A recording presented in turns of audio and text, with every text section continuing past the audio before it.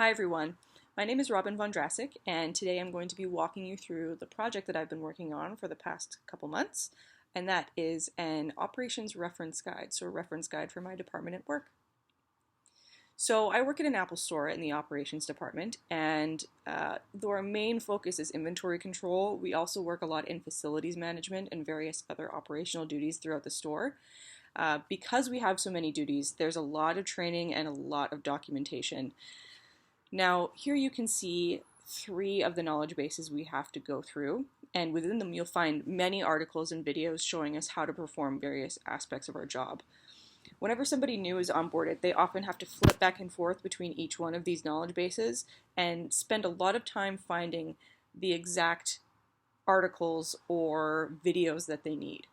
It's really inefficient, it's time consuming, and it's confusing most of all. So it can make it difficult to train or to really get a good grasp of what you should be doing in the role. In order to address this problem, I proposed a centralized reference guide. So I wanted to consolidate all of the training and reference information into one place. By creating a single guide, team members won't have to flip-flop back and forth between knowledge bases if they ever want to find out how a system or process works. Now, let's move on to the project specifics. So I broke down the reference guide into 6 different deliverables outlined here. The top 4 encompass separate guides within guides that can be written, followed by proofreading and submitting, and of course we have to include project management as well. So here's a quick overview of the work breakdown structure. I decided to organize the top level of my work breakdown structure by deliverable. I just find it's easiest for me to organize it that way. Here we have a very high-level overview of the timeline. So we started the project activities in mid to late May, and we've actually had a lot of success so far. We had a pretty tight turnaround and little to no slack on most work packages, which meant that staying on schedule was really critical. We had an unexpected product launch at the end of May, which kind of threw us for a bit of a loop, but other than that, we've been able to stay on or ahead of schedule since then. We've just moved into our proofreading phase now, and I anticipate that we'll finish on time. So as far as risks go, most of them fit into one of these 4 categories. Most of our concerns were actually related to schedule. Because we're in retail, there are lots of other competing priorities, so ensuring that the rest of the team was aware of what we're doing and the priority level of the project was important. We were able to mitigate most of the risks. A couple we were able to avoid, but mitigation was the main risk response used for this project. So because of the way our organization is structured, we used man-hours instead of dollars to calculate budget. As you can see here, I added some contingency to some of the risky work packages for some extra flexibility, and our sponsor agreed to set aside 10 hours should we use up all of our contingency. Luckily, we haven't had to use any of this, so that's great, but it was good to have for security, and it was good to kind of have that experience building that into a budget, so I'm thankful that I got that opportunity.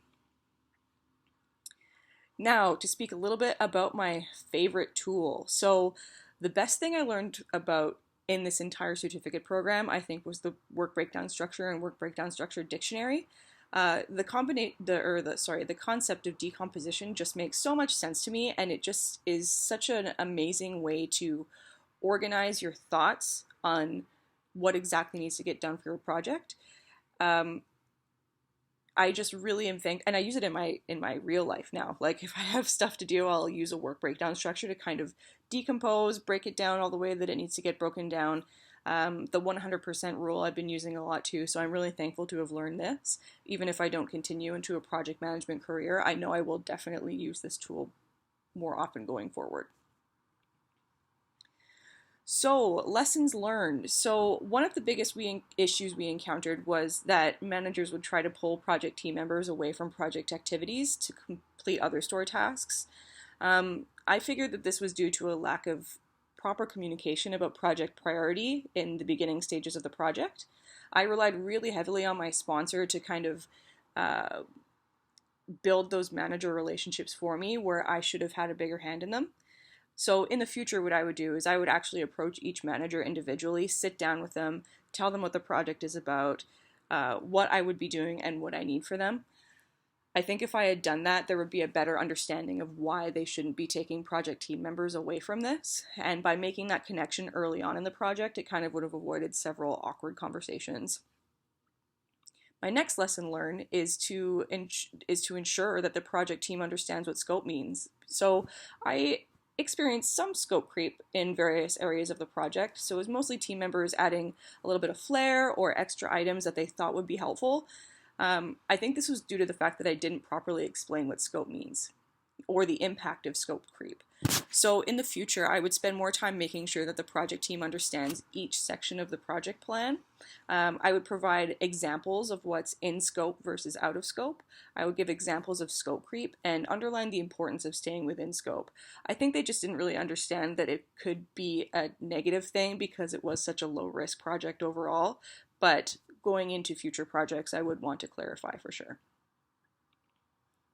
So that's my project, the Metrotown Operations Reference Guide. Thank you so much for watching. Have a great afternoon.